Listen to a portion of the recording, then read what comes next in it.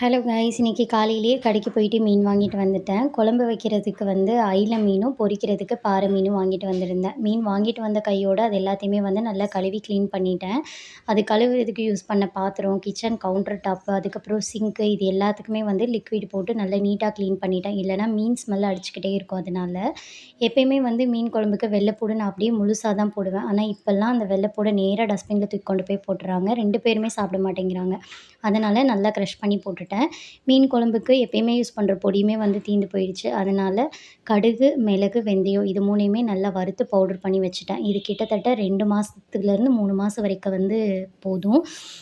இது மீன் குழம்புக்கு மட்டும் இல்ல. அப்புறம் வெண்டைக்காய் புளிக்குழம்பு, கத்திரிக்காய் குழம்பு, கருவாட்டு குழம்பு, வெந்தய குழம்பு இது எல்லாத்துக்குமே வந்து இந்த பொடி நல்லாயிருக்கும். நெறைய யூஸ் பண்ணாம ஒரு 1/2 ஸ்பூன்லேருந்து 1 ஸ்பூன் வரைக்கும் யூஸ் பண்ணாலே போதும். இல்லைனா வெந்தயத்தோட கசப்பு ரொம்ப இருக்க மாதிரி இருக்கும். இந்த விளாக் பிடிச்சிருந்துச்சுன்னா சேனல் சப்ஸ்கிரைப் பண்ணிக்கோங்க.